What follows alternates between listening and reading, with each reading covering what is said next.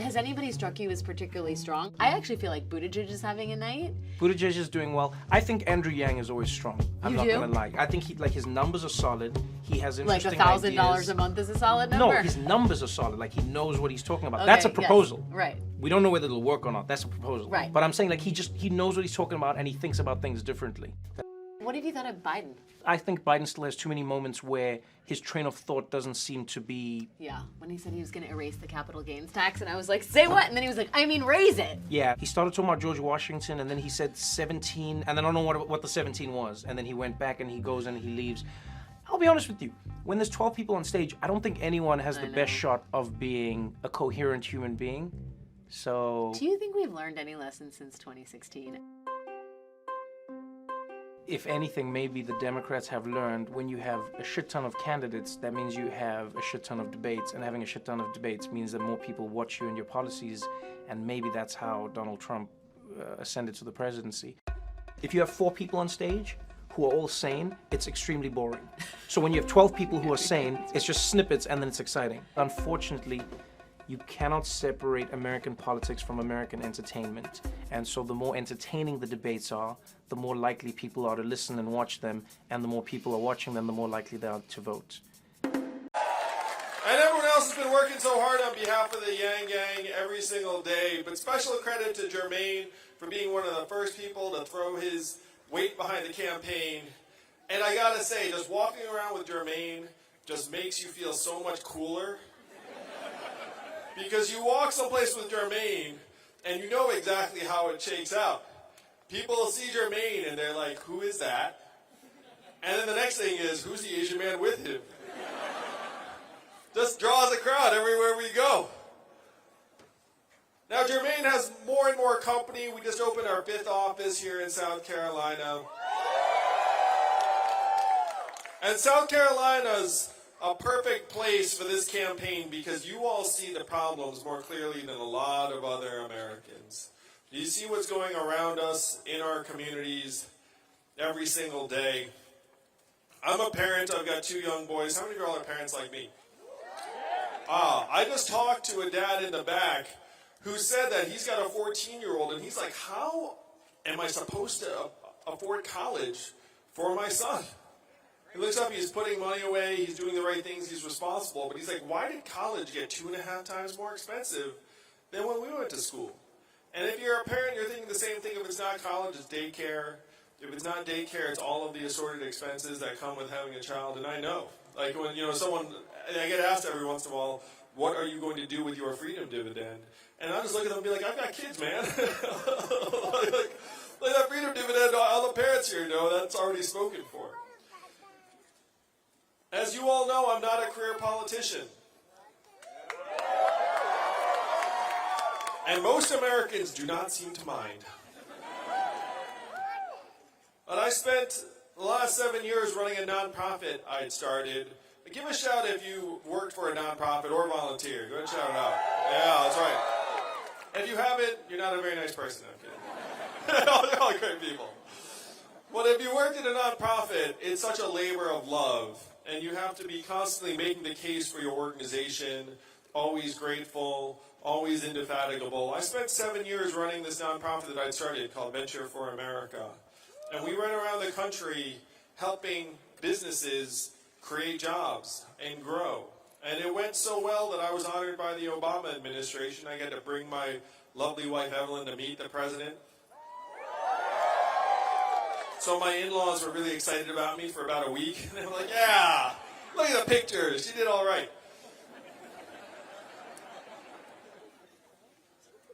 So I was doing this work over the last 7 years, and I saw firsthand the massive disparities between our communities. Where when you fly between Michigan and Manhattan or St. Louis and San Francisco, you feel like you're crossing decades and dimensions, not just a few time zones. And we know the same thing is true here in your state in South Carolina. You drive 20, 30 miles and you can go from really, really nice neighborhoods and houses and maybe even beachfront to struggles and poverty and crime just in a pretty quick drive. What you can see here in South Carolina is playing out around the country. We have the most extreme winner-take-all economy in our country's history. I did not realize how bad it was until I spent 7 years traveling this country to Birmingham and New Orleans and St. Louis and Baltimore and around the country. I was getting clapped on the back. People were like, oh, how'd you do it? And I was looking at them being like, no, you don't get it. It's just getting worse. I feel like I'm pouring water into a bathtub that has a giant hole ripped in the bottom. You know, like people are clapping me on the back for helping create several thousand jobs, and I'm like, we're going to lose millions of jobs to this tidal wave of automation that's coming down the pike. And then Donald Trump became our president in 2016. How did you all react when that happened? Now, many of you here were sad or upset or got drunk. He did, at least.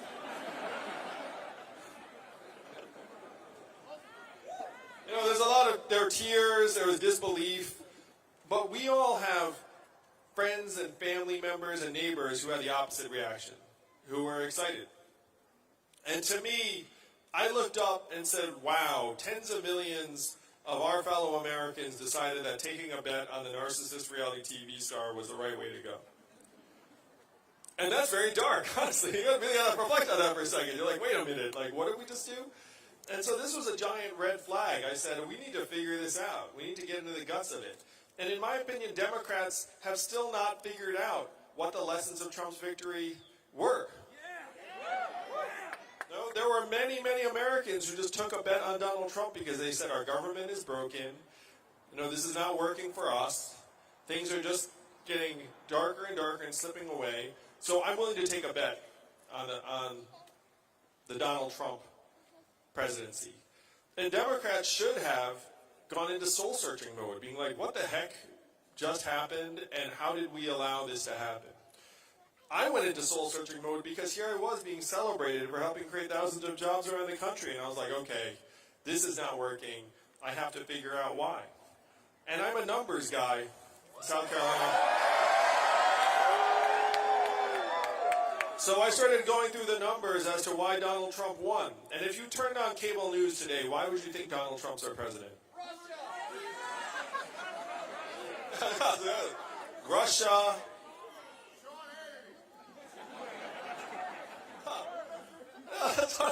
So I got like Russia. Handicapping of Bernie Sanders was out there. Hillary Clinton, emails, Facebook, FBI, DNC. So there were a lot of things mixed together, and if you turn on cable news, that's still the set of explanations you get.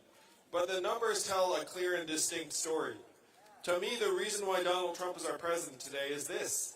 We automated away 4 million manufacturing jobs. And where were those jobs?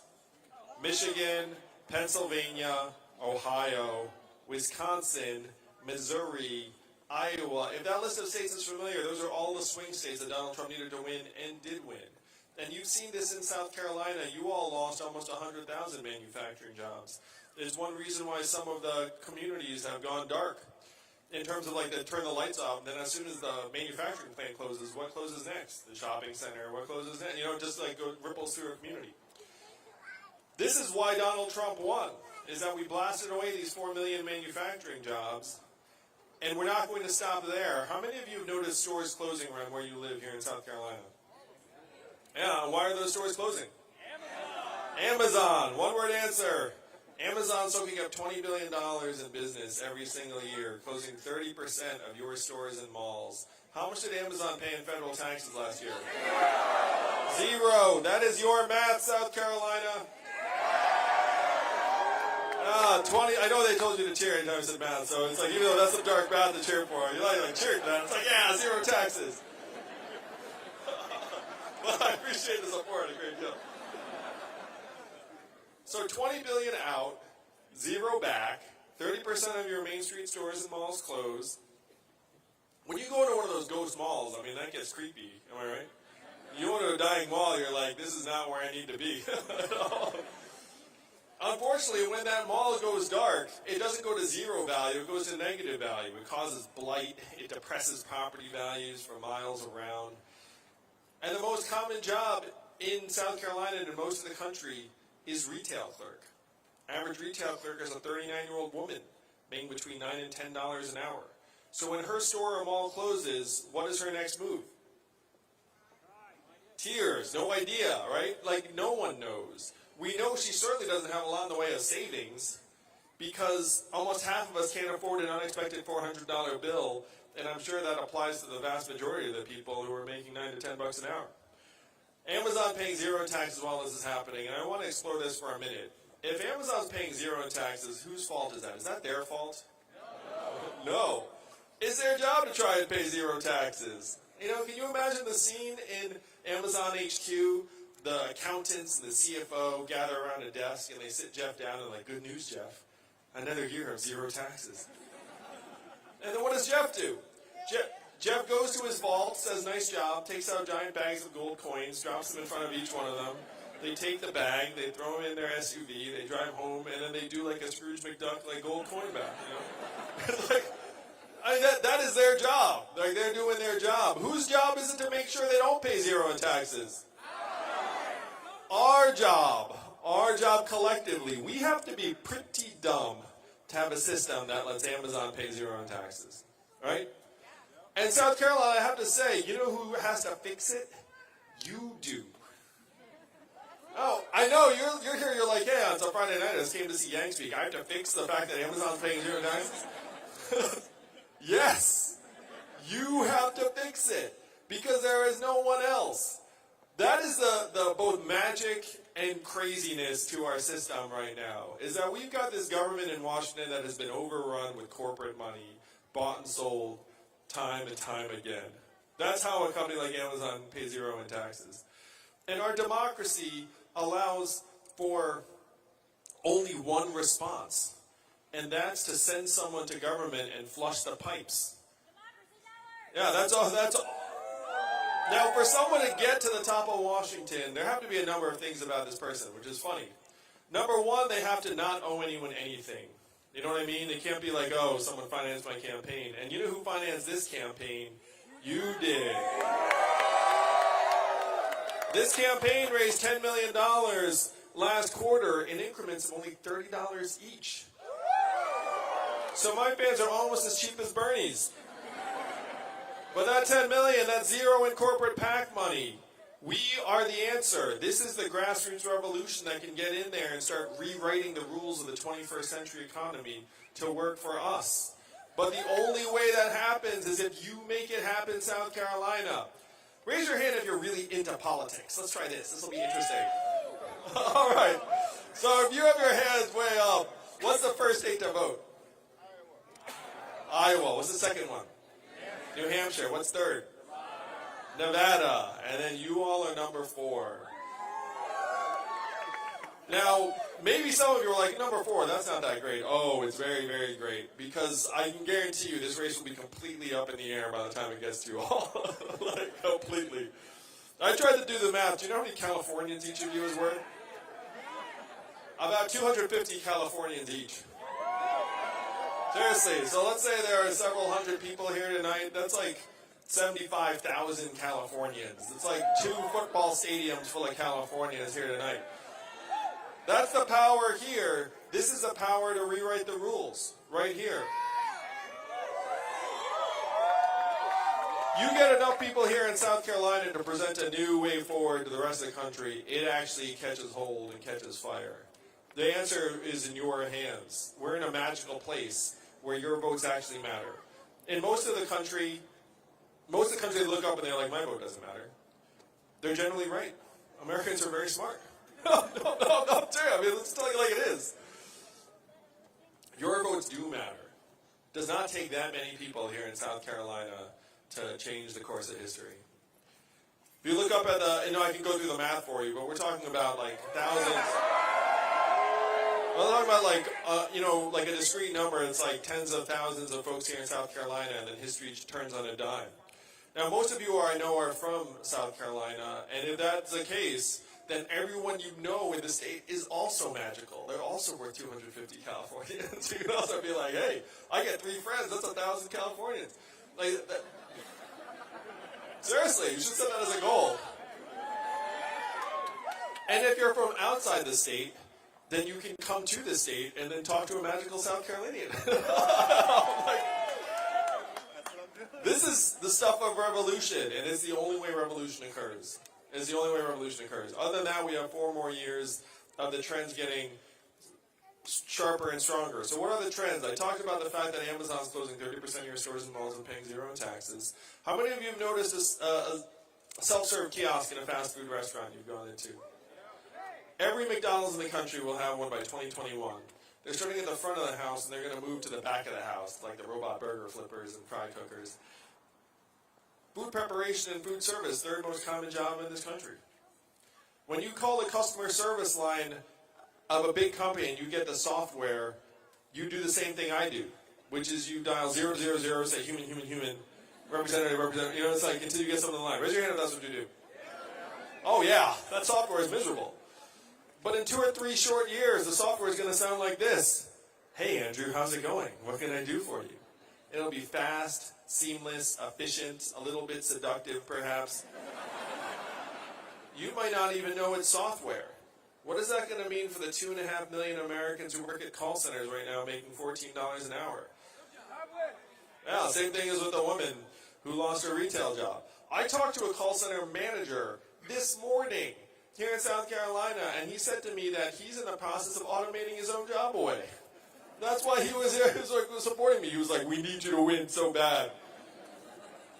You know, the closer you are to the situation, the more clear it is. The top professions of people who support this campaign, and it's not in this precise order, but software engineer is in the top 5. Driver is in the top 5 because they all see the robot cars and trucks coming. Retail is in the top 5 because they see their stores closing. Teachers in the top 5 because they see what's happening in our schools every single day. How many of y'all are teachers?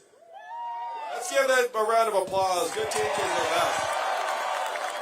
Good teachers are worth their weight in gold. And as a parent, when I drop my kids off, you know if they're in a classroom with a good teacher and you actually rest easy because they're going to actually get nurtured and taught.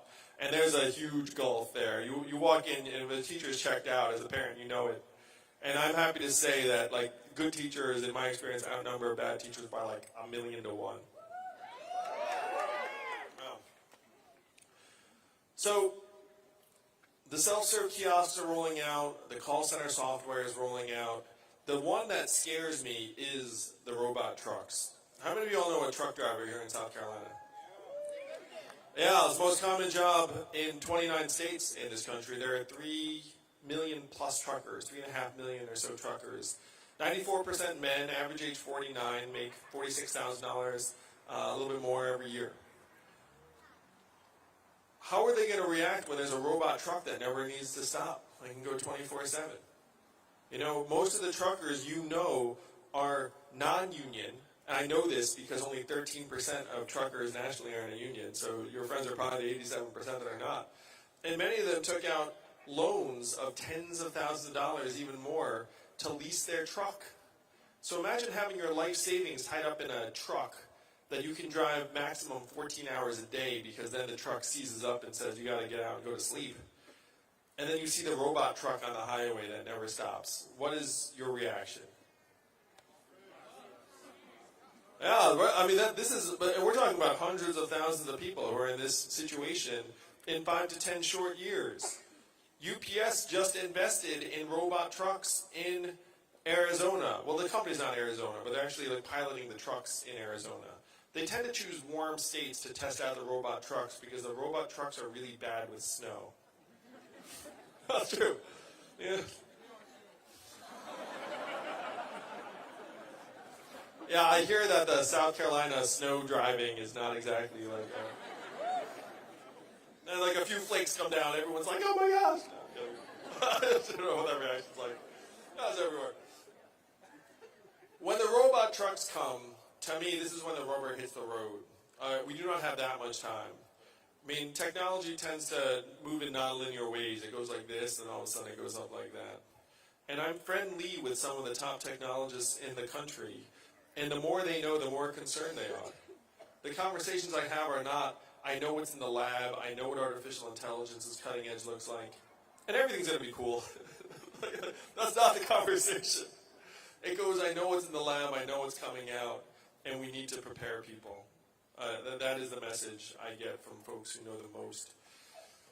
So this is the true set of challenges of the 21st century, South Carolina. I wish I had better news in many ways, but we're going to have to make our own good news. The only way we're going to make this work for you and your families is if we get to the top of our government and rewrite the rules so that it works for us. We need you all to take this message to the rest of the country next year. Oh my gosh, it's only like 3 months from now. You all vote like Feb 29, I think. Is that a thing? Is it like leap year? You guys vote on leap year? Is that right? I made that up. Someone confirm this for me.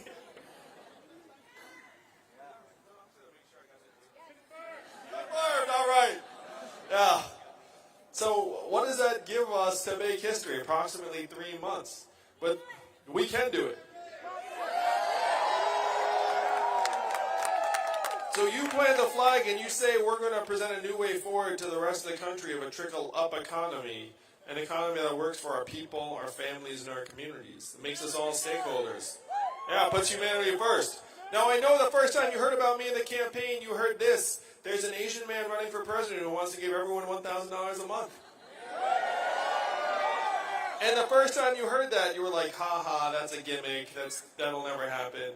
But this is not my idea and it's not a new idea. Thomas Paine was for it at the founding of the country. He called it the citizen's dividend. Martin Luther King fought for this in the 1960s. He called it the guaranteed minimum income, and it is what he was fighting for when he was assassinated in 1968. And I have to say, I was so disappointed that I was just in Atlanta for the Democratic debate, and Dr. King did not even come up once. We have sanitized Dr. King's memory, where we celebrate his birthday, but we don't talk about the work he was doing when he was assassinated. This is not Andrew Yang's idea. It's not a new idea. This was Thomas Paine's idea. This is Martin Luther King's idea. This is Milton Friedman's idea. 1,000 economists endorsed it in the 60s. It passed the U.S. House of Representatives twice in 1971 under Nixon. And then 11 years later, one state passed the dividend where now everyone in that state gets between $1,000 and $2,000 a year, no questions asked. And what state is that? Oil. And how do they pay for it? Oil. And what is the oil of the 21st century? Technology, AI, big data, self-driving cars and trucks. Our data is now worth more than oil. How many of you saw that? Yeah, really, they do. Facebook owes us all money. How many of you got your data check in the mail? Nobody. Where the heck did our data checks go? Facebook, Amazon, Google, the trillion-dollar tech companies that are not paying anything in taxes. That's where our data money is going. They call this the oil check in Alaska, and they loved it. The entire country is going to call this the tech check, and we're all going to love it.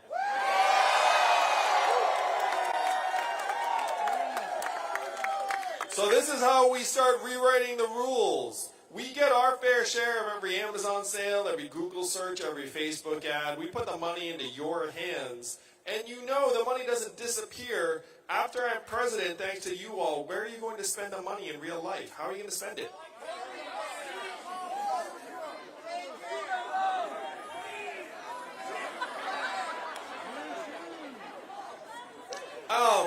So I heard a bunch of things, student loans. I heard weed over there. Is weed on?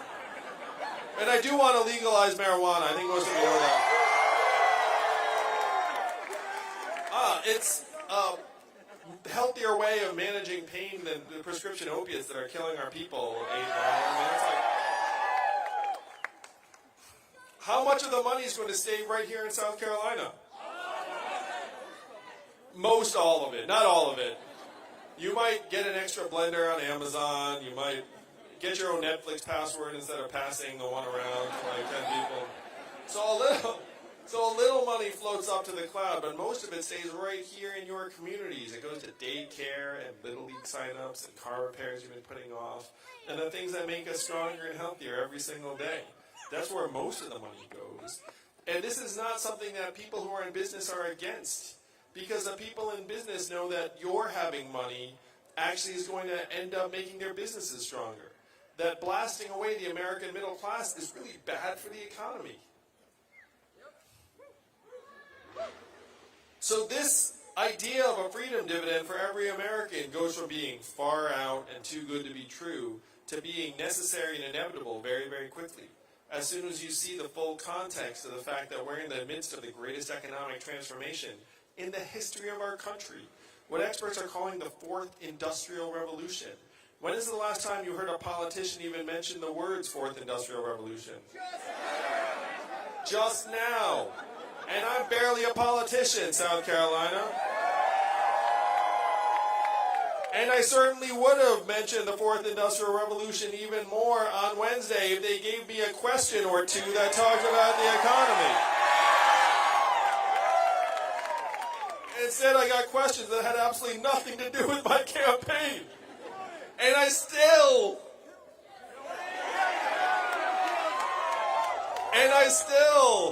got the highest boost in favorability of any candidate on that stage on Wednesday. And you know why I got that boost, South Carolina? You know why. It's because I seemed like a human being up there. You know?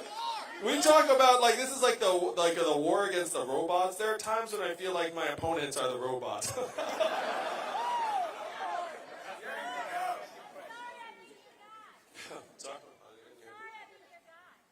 Oh yeah, I'm sorry I beat your guy. That was fun. So the fourth industrial revolution is in its third or fourth inning, third inning or so. When AI leaves the lab, it's going to get hairy. I talked to 70 CEOs in New York City, and I asked them, how many of you are looking at replacing your back office clerical workers with AI? Guess how many hands went up out of 70? All 70 went up. The fact is you could fire anyone who didn't have their hand up, because that's the system we built. If they're not willing to replace hundreds of their workers with software, then they get fired. Because our system is designed to optimize the bottom line of these companies, corporate profits, GDP. Corporate profits are at record highs. You know what else are at record highs in the United States of America right now? Depression, mental illness, stress, anxiety, financial insecurity, suicides, drug overdoses, all at record highs in the United States. So what good are corporate profits if our people are dying before our eyes? To me, if you have this situation, how many of you have ever run a club or business or organization? Imagine if you have the wrong measurements. Like, how's it going to do over time? Pretty terribly, right? That's where we are right now as a country. How are we measuring our progress? GDP, and even the inventor of GDP said 100 years ago, this is a terrible measurement for national well-being. We should never use it as that. And here we are 100 years later being like, GDP, GDP. You know, if he woke up now, he'd be horrified. He'd be like, what the heck are you doing? Same with Simon Kuznets. You can look it up. He's a smart dude. Number two, stock market prices. The bottom 80% of Americans own 8% of stock market wealth. The bottom 50% own essentially zero. So why are we monitoring an indicator that essentially maps to the top 20% of your people? Like, who cares? Like, they're going to be okay. that's not the set of measurements you would focus on. And then the third one is headline unemployment rate. Now, headline unemployment, according to the numbers, is very, very low. But you remember when Donald Trump was running for president in 2016, what did he say about the headline unemployment rate? He said it was bogus, it was fake news, there were tens of millions of Americans who were out of the workforce. And then he became president, and all of a sudden it became real news. Notice that? He's like, oh, now it's real. He was right the first time. The headline unemployment rate does not count people who dropped out of the workforce, which right now, our labor force participation rate's at a multi-decade low because people keep dropping out of the workforce, particularly men. It doesn't take into account the fact that 94% of the new jobs that are getting created are temporary gig or contract jobs that have no benefits and can disappear at any moment. Doesn't take into account that there's a 40 to 44% chance if you're a college graduate and doing a job that job doesn't require a college degree. And does your school come back and forgive your debt if that's the case? Of course not. So we saddle you with tens of thousands of debt, and then you have a 40 to 40% chance of doing a job that did not require the degree in the first place. No, headline unemployment, like, it's a job. Doesn't doesn't keep track of the fact that you have to do multiple jobs in order to make ends meet, which is more and more normal. So the headline unemployment rate is this terrible indicator. Those are the big three, South Carolina, if you think about it. GDP, stock market prices, and headline unemployment, and they're all garbage. And when I get to the White House, I'm going to update these measurements to actually tell us how we are doing.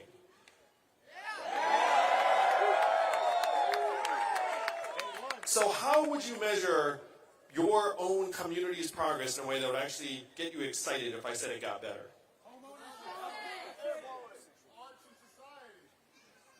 Arts? Yeah, I'll take it. Arts and culture. You know, but you all know that artists have the same impact on a community as entrepreneurs. I don't know how many of you knew that. Like if you have a bunch of artists, also arts education corresponds to success in life more than just about any other topic area. That's true. So when people ask me how we're going to improve our education system, there's a long list, but very high on that list is invest in social and emotional learning, arts education, financial literacy, technology management, like things that would actually be relevant to our kids instead of trying to prepare them for an economy that no longer exists. So if we wanted to measure our progress in the 21st century, you could say arts and culture. I heard health and life expectancy. That's very straightforward, right? You know, the fact that our life expectancy has declined for 3 years in a row is not normal, South Carolina. When's the last time that happened? The Spanish flu of 1918 is the last time our life expectancy declined for 3 years in a row. A global pandemic that killed millions. You have to go back 100 years to find another period like the period we're in right now. Of course, how many, like, that's not on headlines. You know, it's like, yeah, things are great. It's not normal for your life expectancy to decline even once in a developed country. That's actually highly unusual. Ordinarily, it just keeps on creeping upwards, right? Because you're getting richer, things are getting better. Going down once, highly unusual. Going down twice in a row, shocking. Going down 3 times, almost unprecedented. That is where we are right now. So we need to measure our progress by our own health and life expectancy. How about our mental health and freedom from substance abuse? How about clean air and clean water? How about how our kids are doing? So this is how we will measure progress under my administration, and I will update us all every year at the State of the Union. I'm going to use a PowerPoint deck in my State of the Union, and we're going to be able to track it all.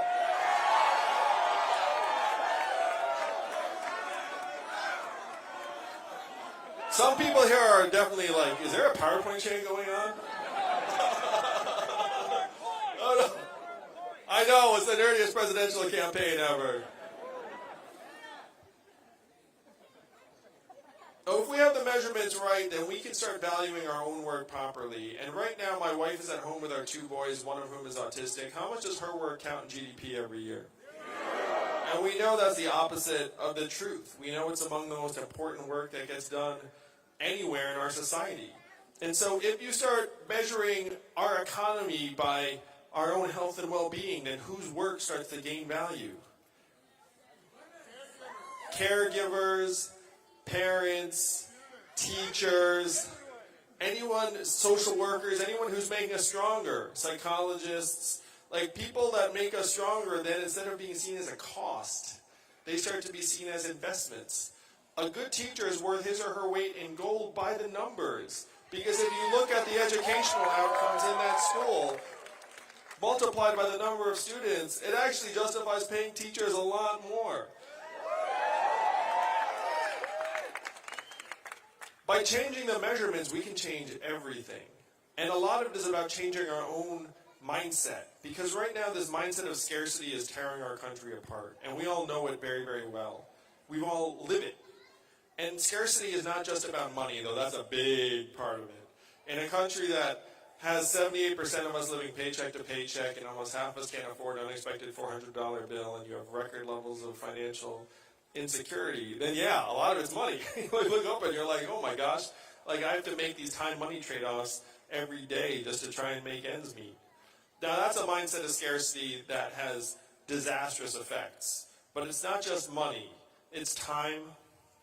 It's companionship. And there are different types of scarcity that are weighing us down. And this is what we have to defeat the most.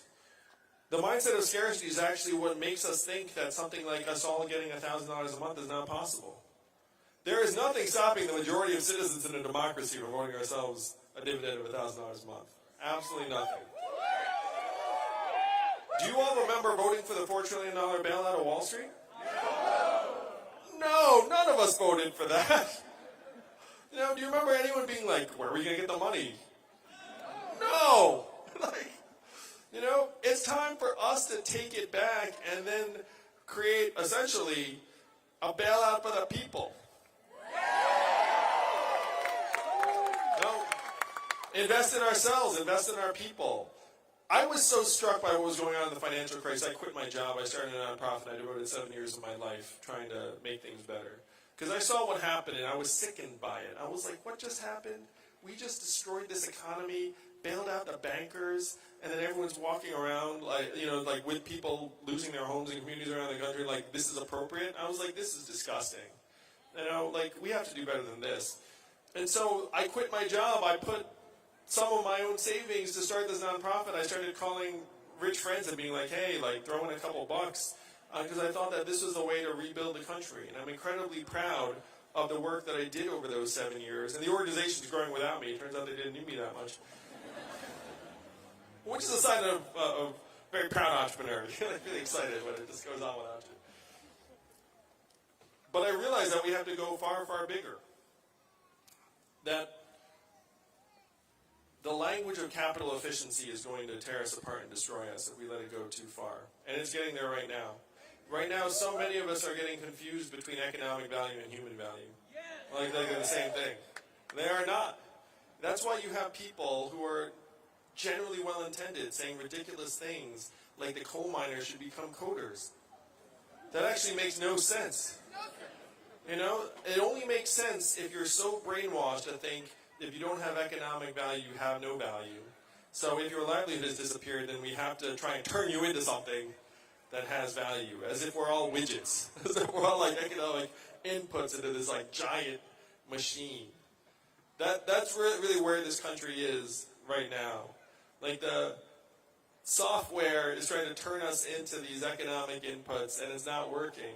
And then there's this race against the machine happening in the background, where the AI is getting smarter and stronger, the robot trucks are getting better every single day, and then we have to evolve. This is the evolution. We have to take this mindset of scarcity and transform it into a mindset of abundance and possibility and optimism and humanity. It's the only answer. It's the only way out of this mess that we have inherited over the last number of years. It's a beautiful Friday night here in South Carolina. We're looking around. Like I can see, like you're backlit, so most of you are kind of silhouettes, to be honest, except for the people in front. But there's something really magical about tonight, about this gathering, about this campaign. There are people who told me that they fell in love through this campaign, and it made me so happy and proud. Love you! I love you guys too. Now, when I was digging into these problems, I consider myself a pretty practical guy. And so I was like, okay, like, let's figure this out. There's like a numbers problem, so there's a numbers solution. I don't want to go into it. But you wind up translating it into bigger values pretty quickly. Because you realize that if we quantify ourselves, we're going to lose on a catastrophic scale. You know, like there is no way to win this particular race. The only way to win is if we actually change the race itself. Instead of a race for who can perform the most productivity and work in a particular time frame, it has to be who can make us healthier, stronger, mentally healthier, more artistic, more optimistic, more sound, more whole. And you know this is true because all of the opposite is happening to us. You can see it around us in our young people in particular, like where we have record high levels of anxiety and stress, and you can see people are starting to feel it on really fundamental human levels. As a parent myself, like I see this too, and I want to be proud of the country that we leave for our kids.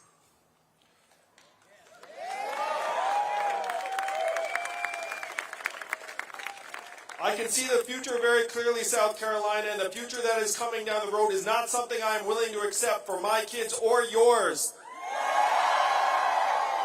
But I cannot change our future alone. I need you to work. I need you with me.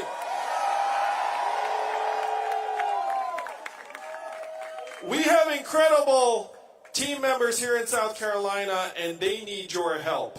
What they need you to do is to volunteer, to reach out to people here in South Carolina. There are folks who are walking around the perimeter of clipboards. You might have signed up when you got here, but you need to find someone, make sure they have your information, and when they reach out to you and say, hey, do you want to join us for phone banking? Do you want to canvas? Do you want to text bank? We need you to step up and help us build this wave. Because this wave will live or die with you all. If we do not make this happen in 2020, what happens? We get 4 more years of an out-of-touch government that does not care, of the dysfunction continuing, of our communities continuing to disintegrate and corrode before our eyes. I will not let that happen, and we will not let that happen. But we need your help. We need you to find someone and sign up. You all are magic. All of your friends and family members and neighbors are magic. There are many ways to reach out to people. In-person works best, particularly here in South Carolina. There are the fun digital ways too. How many of you have had the experience where you send a video of like a Joe Rogan podcast or a YouTube interview or a media clip to like friends? Raise your hand if you've done that. Thank you for doing that. That works too. That does work. And I will walk through what happens. When you send that out, for a little while you hear nothing. But then some days or weeks later, what happens? They watch it, they come back around, or they saw something else, and then they're like, oh, I saw your guy on this or that, and then I checked out the thing. How many of you had that experience? Yeah, so we need you to keep doing that, but we need you to reach out and touch people here in South Carolina in the old school ways, because most people here in South Carolina are just now waking up to the campaign. They're not on the internet as much as some of the people here in this crowd tonight. They need someone to actually knock on their door or call them on the phone or have a yard sign or show up and then get their head up so they can take some time from their busy lives and think about who they're going to support. Are you up for that, South Carolina? We definitely need your help. Donald Trump is our president today because he got at least some of the problems right. He said he was going to make America great again, and what did Hillary Clinton say in response? America's already great. Remember that? That did not work. We need to acknowledge the depth and severity and reality of the problems, but we need real solutions. What were Donald Trump's solutions? He said he's going to build a wall. He's going to turn the clock back. He's going to bring the old jobs back. We have to do the opposite of these things, South Carolina. We have to turn the clock forward. We have to accelerate our economy and society as quickly as possible. We need to evolve in how we think about work and value, and I am the ideal candidate for that job because the opposite of Donald Trump is an Asian man who likes math.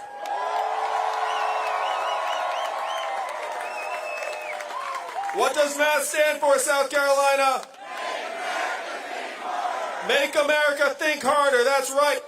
That is your mission. That is the mission of this campaign. We have to wake up America to the real problems. Let them know it is not immigrants that are causing us to lose our jobs. It's technology and an evolving economy that is pushing more and more of us to the side. We make Americans think harder. We solve the real problems. We start moving the country not left, not right, but forward. And that is what you are going to do. You're going to lead us forward in the days to come. Thank you, South Carolina. Let's make history together.